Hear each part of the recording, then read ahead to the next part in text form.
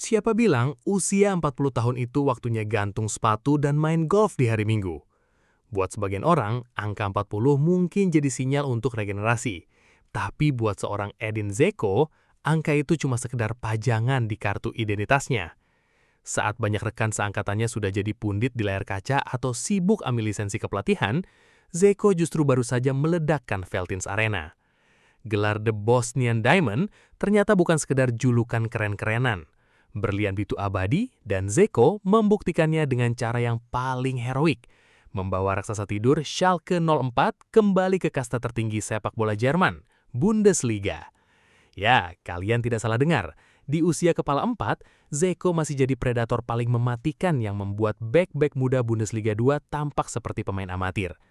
Bagaimana mungkin pria yang sudah bermain di level profesional sejak awal 2000-an ini masih bisa berlari, melompat, dan mencetak gol penentu promosi? Mari kita bedah dongeng indah dari Gelsenkirchen ini. Selamat datang di segmen spesial hari ini.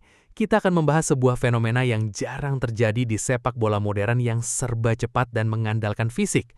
Schalke 04, klub dengan basis fans yang luar biasa militan, namun sempat terpuruk dalam krisis finansial dan performa, akhirnya resmi kembali ke habitat aslinya di Bundesliga musim depan. Kepastian ini didapat setelah kemenangan dramatis di pekan ke-32 kemarin. Namun, yang jadi buah bibir di seluruh Eropa bukan cuma soal promosinya Schalke, melainkan sosok aktor utamanya. Edin Dzeko bergabung dengan The Royal Blues dengan status bebas transfer di awal musim. Banyak yang meremehkan, menganggapnya hanya sebagai pajangan ruang ganti atau sekedar mentor bagi pemain muda. Nyatanya, dia justru menjadi top skor klub dan pemain paling berpengaruh di lapangan. Dalam naskah ini, kita akan melihat bagaimana statistik Dzeko musim ini, transformasinya di usia senja, dan mengapa Schalke 04 adalah tempat yang sempurna bagi tarian terakhir sang legenda. Mari kita tarik mundur ke bursa transfer musim lalu. Saat itu, Schalke sedang tertatih-tatih di papan tengah Bundesliga 2. Masalah mereka klasik, punya penguasaan bola bagus tapi tidak punya pembunuh di kotak penalti. Ketika nama Edin Dzeko muncul di radar, banyak pengamat sepak bola Jerman yang mengernyitkan dahi. Banyak yang bilang dia sudah terlalu tua, kecepatannya sudah habis, atau gajinya hanya akan membebani keuangan klub. Namun, Dzeko datang dengan mentalitas berbeda. Dia kita datang ke Jerman untuk liburan. Dia kembali ke negara yang membesarkan namanya dulu bersama Wolfsburg. Dzeko membawa aura pemenang yang sudah lama hilang dari Veltins Arena. Sejak laga debutnya, ia langsung menunjukkan bahwa insting gol tidak bisa dimakan usia. Penempatan posisinya masih elit. Ketika kita bedah secara teknis, Dzeko tidak lagi banyak berlari mengejar bola ke arah sayap. Dia bermain cerdas. Dia tahu kapan harus berdiri di antara dua bek tengah dan kapan harus mundur sedikit untuk memantulkan bola. Inilah yang kita sebut sebagai football IQ.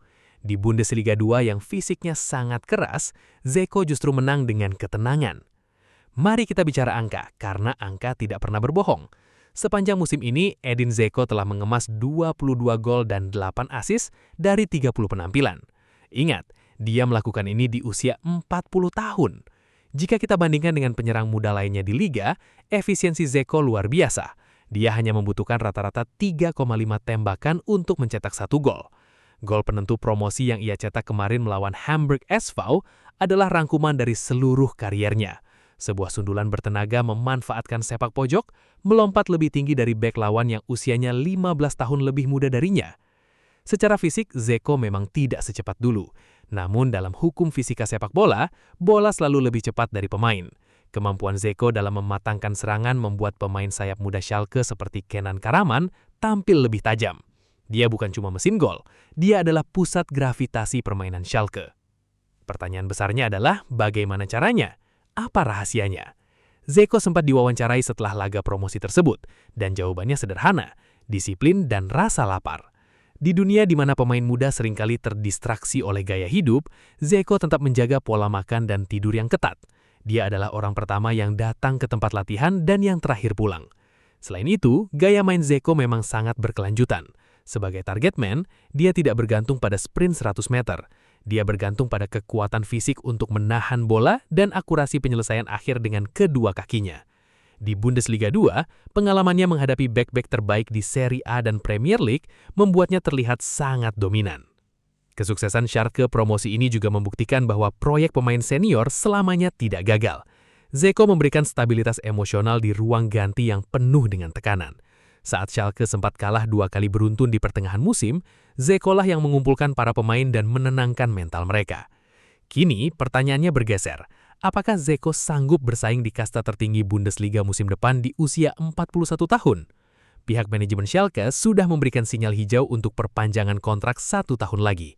Publik Gelsenkirchen tentu ingin melihat sang pahlawan memimpin tim di Allianz Arena atau Signal Iduna Park sekali lagi. Kembalinya Schalke ke Bundesliga adalah berkah buat Liga Jerman. Stadion mereka selalu penuh, sejarah mereka besar, dan sekarang mereka punya ikon global dalam diri Edin Dzeko. Meskipun mungkin dia tidak akan bermain penuh 90 menit di setiap laga musim depan, kehadirannya di lapangan saja sudah cukup untuk mengintimidasi lawan. Pada akhirnya, Edin Dzeko mengingatkan kita semua bahwa sepak bola bukan cuma soal otot dan kecepatan, tapi soal cinta pada permainan. Membawa Schalke promosi di usia 40 tahun bukan cuma soal prestasi olahraga, ini adalah surat cinta buat penggemar sepak bola romantis di seluruh dunia. Selamat untuk Schalke 04 dan hormat setinggi-tingginya untuk Sang Diamond. Bundesliga, bersiaplah, Sang Raja telah kembali ke rumahnya. Terima kasih sudah menyimak ulasan mendalam ini. Jangan lupa berikan pendapat kalian di kolom komentar. Apakah Zeko masih bisa mencetak 10 gol lebih di Bundesliga musim depan? Sampai jumpa di berita bola selanjutnya.